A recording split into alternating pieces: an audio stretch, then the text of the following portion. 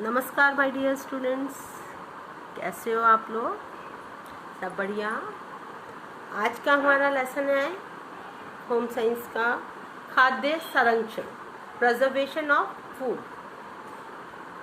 आपको सबको पता है कि हमारे घरों में सब में भोजन सामग्री आती है। कुछ सामान ऐसा होता है जो डेली की डेली हम लोग लाते हैं, कुछ सामान ऐसा होता है जैसे दाल, चावल, आटा, घी, तेल, वो हम ज़्यादा मात्रा में लाते हैं, पूरे महीने का लाते हैं। या गेहूँ और अन्य चीज़ें जो हैं वो हम कई बार पूरे साल की भी ले करके रखते हैं। ठीक है, अब हमारा जो मेन पॉइंट है, मुख्य बिंदु है कि हमें क्यों खाद्य का संरक्षण करना चाहिए, क्यों हमें खाने पीने की वस्तुओं को संभाल करके रखना चाहिए या संरक्षण उसका करना चाहिए। ठीक है, क्यों करना चाहिए? क्योंकि इससे एक तो हमारे आहार में क्या होती है, विविधता आती है। मतलब डिफरेंट तरह के हमारे पास जो फूड आइटम्स बनते हैं, अगर हम एक ही चीज़ रखेंगे अपने पास तो हम उससे बोर हो जाएंगे। इसीलिए हम डिफरेंट तरह की दालें रखते हैं, डिफरेंट तरह के अनाज अपने घर में रखते हैं और सब्जियां रखते हैं, फल रखते हैं, घी, दूध और डिफरेंट जो भी हमारे खाने पीने की वस्तुएं होती हैं अलग अलग तरह से हम रखते हैं।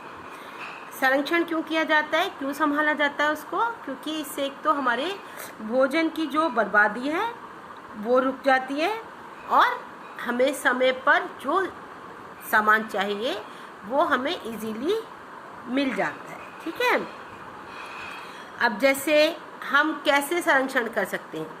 कुछ चीज़ों में तो हम क्या करते हैं, धूप लगाते हैं या फिर हम उसको सुखा करके रखते हैं। जैसे सब्जियां, मेथी हो गई या फूल गोभी हो गई, इसको जैसे सीज़न में आती है, उसमें सर्दियों में आती है, तो हम उसको साफ़ करके और सूरज की रोशनी में रख के या धूप में रख के उसको सुखा लेते हैं। उसके बाद प्रिजर्व करके अपने रख लेते हैं। जब हमें ज़रूरत होती है तब हम उसमें फिर थोड़ा सा निकालते हैं और सब्जी बनाते हैं, बाकी एज इट इज़ रख देते हैं।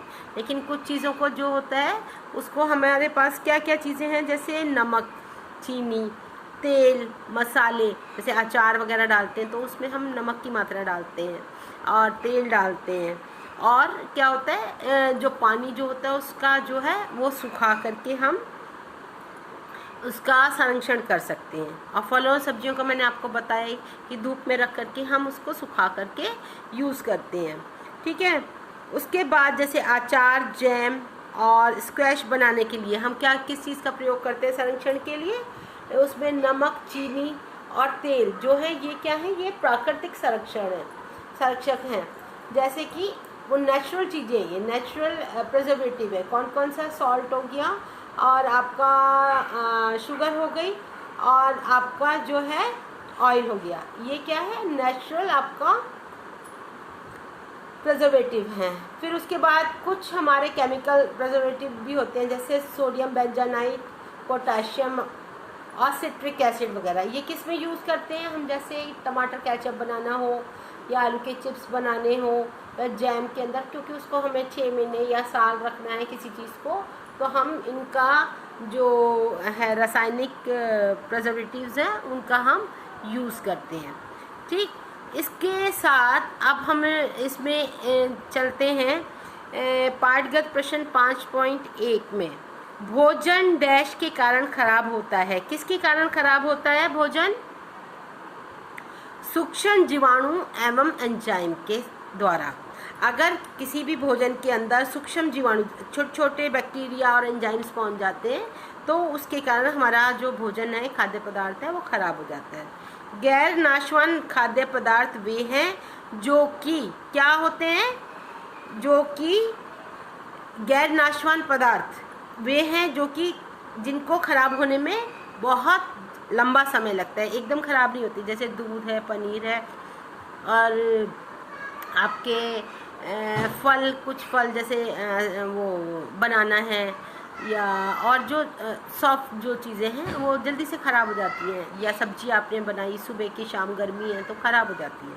लेकिन क्या है कि जो ये है गैर नाशवान पदार्थ जो हैं उनको ख़राब होने में लंबा समय लगता है।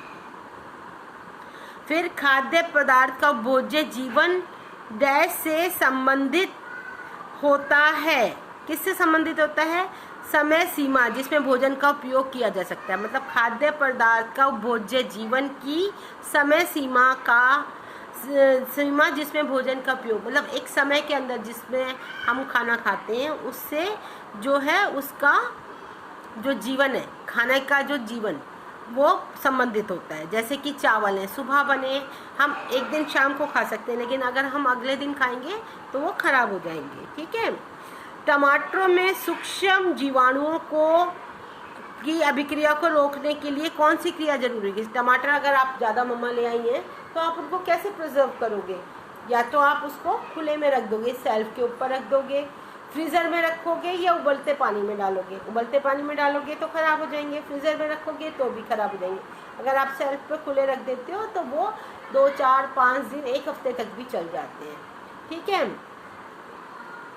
सेब में सूक्ष्म जीवियों की अभिक्रिया को लंबित करके 4 विधियों का उल्लेख करें। क्या है 4 विधियाँ? सेब को कैसे हम प्रिजर्व कर सकते हैं कि सबसे पहले जो उसमें दाग है उसको हमें काटना नहीं चाहिए, छीलना नहीं चाहिए उसको। ठीक है। फिर उसको जो एप्पल को है किसी पॉलीथीन बैग के अंदर हमें रैप करना चाहिए। फिर उसको हमें फ्रीज़र में रेफ्रिजरेटर में रखना चाहिए, या फिर और लंबे समय तक हमें रखना है तो उसका हमें जैम बना करके रख लेना चाहिए। फिर ठीक है। फिर उसके बाद आप है पापड़ को डैश से संरक्षण का उदाहरण। पापड़ क्या है? पापड़ कैसे बनते हैं? जब हम आलू के पापड़ बनाते हैं या कुछ तो उसका वो बना के हम डो बना करके उसके पापड़ बनाते हैं और फिर उसको धूप में सुखाते हैं। धूप में क्यों सुखाया जाता है? कि उसका जो पानी है वो सारा बाहर निकल जाए या सूख जाए और बाकी जो पापड़ है वो हमारा काफ़ी समय तक तैयार रहे। निर्जलीकरण डैश को निकालने के सिद्धांत पर कार्य करता है। निर्जलीकरण का अर्थ क्या है? कि किसी भी खाद्य पदार्थ में से नमी को बाहर निकालना, मतलब उसमें से जो पानी है उसको बाहर निकालना, इसी सिद्धांत पर कार्य करता है। फिर अब जो नेक्स्ट है 5.3 का, निम्नलिखित वाक्य सही हैं या गलत हैं ये बताना है। अचारों में मसाले मिलाने से सूक्ष्म जीवाणुओं का विकास तीव्रता से होता है। आपको पता ही है, नमक, चीनी, तेल जो क्या है ये हमारे नेचुरल प्रिजर्वेटिव है। जब भी मम्मा अचार बनाती है तो इन चीज़ों को हम उसमें ज़रूर डालते हैं। तो ये क्या होता है, इसके अंदर जो हमारे जो बैक्टीरियाज हैं वो नहीं पनप पाते, इसलिए हम इसका प्रयोग करते हैं। फिर जब हम स्क्वैश बनाते हैं तो उसमें प्रतिरक्षण के लिए आम्ल तथा भारी मात्रा में चीनी का प्रयोग करते हैं। बिल्कुल सही बात है। हम जैम बनाते हैं तो उसमें बहुत सारी चीनी डालते हैं ना, क्योंकि वो जो है शुगर जो है क्या है, चीनी जो है प्राकृतिक प्रिजर्वेटिव है, जिससे कि जैम हमारा काफ़ी समय तक खराब नहीं होता है।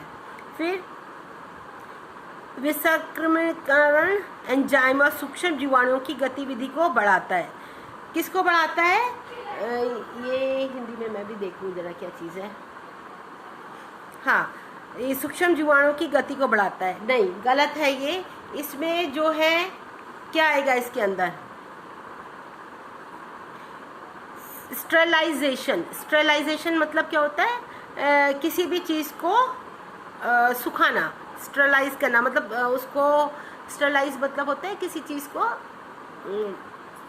जैसे कोई ख़राब है उसको हम आग पर लगा करके या उसको उबाल के उसको सुखा के उसके जितने भी उसके अंदर जीवाणु हैं उनको ख़त्म कर देते हैं। जैसे डॉक्टर्स वगैरह अपने जो इंजेक्शन है या जो भी उनके इक्विपमेंट्स हैं उनको स्टेरलाइज करते हैं सबको, तो वो क्या होता है उससे जितने भी जीवाणु हैं वो सब ख़त्म हो जाते हैं। तो ये आपका गलत है। अच्छा, निर्जलीकरण की विधि के द्वारा फूल गोभी को संरक्षित, अब मैंने आपको बताया जैसे मेथी है या फूल गोभी है, क्या करते हैं पहले डंठल निकालते हैं, उसके फूल काटते हैं, फिर उसको धो करके अच्छी तरीके से धूप में सुखाते हैं। 1 दिन सुखाते हैं, 2 दिन सुखाते हैं, और उसके बाद जब वो सूख जाती है तो उसको साफ बर्तन में, उसमें डब्बे में, और अच्छी तरीके से उसको बंद करके फ्रीज़र में रख देते हैं, जिससे कि क्या होता है वो काफ़ी समय तक आपके पास रह सकती है। उसके बाद है निम्नलिखित का मिलान करो, ये आप अपने आप करोगे। उसके बाद आपके आ जाते हैं ये वाले प्रश्न उत्तर। निम्नलिखित में से सही का चयन करो।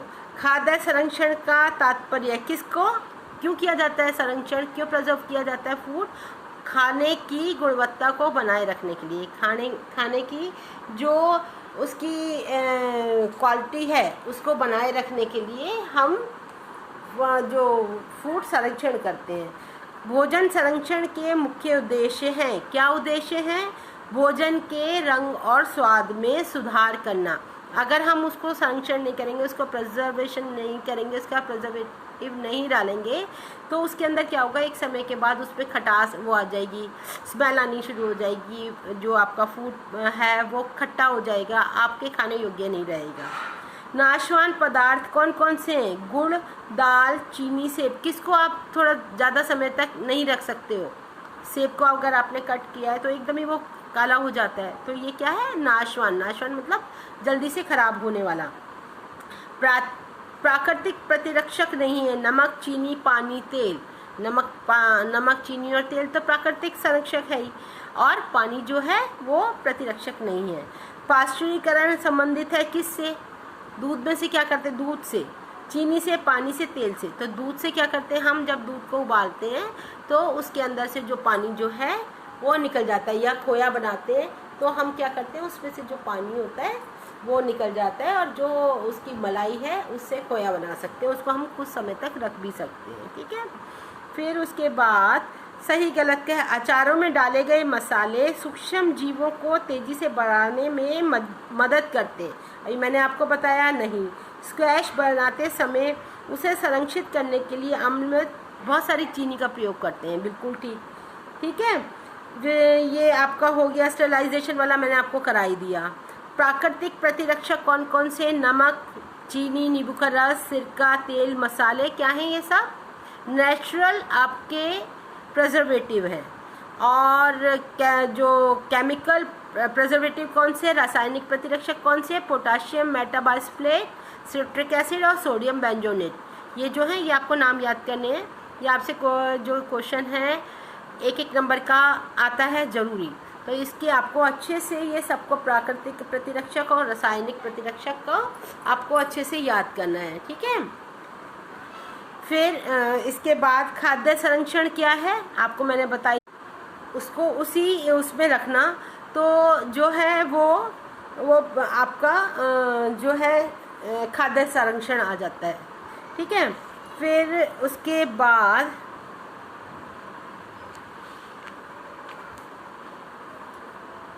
छोटा सा लेसन है, कोई इतना मुश्किल इसमें कुछ नहीं है। सब मैंने आपको फिल इन द ब्लैंक्स और ये सब कुछ कराया है, क्वेश्चन आंसर आपको कराई दिए हैं। ये आपको जो मैंने इम्पोर्टेंट बताए हैं ये जो है इसमें है खाद्य पदार्थों के संरक्षण की घरेलू विधियों का वर्णन कीजिए।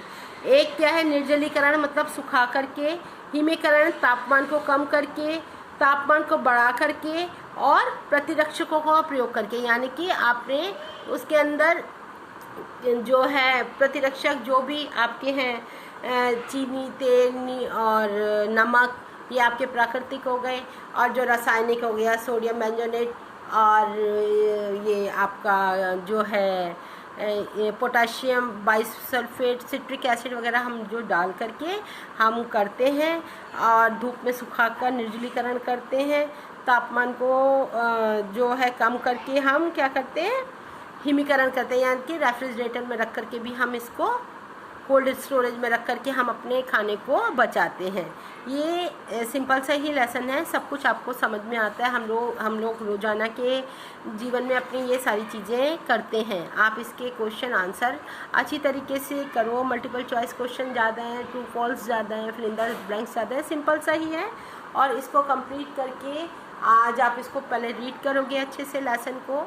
मैंने पूरा लेसन अच्छे से आपको समझाया है, क्वेश्चन आंसर भी सारे कराए हैं, और कॉपी में इसको आप करो, इसको लर्न करो।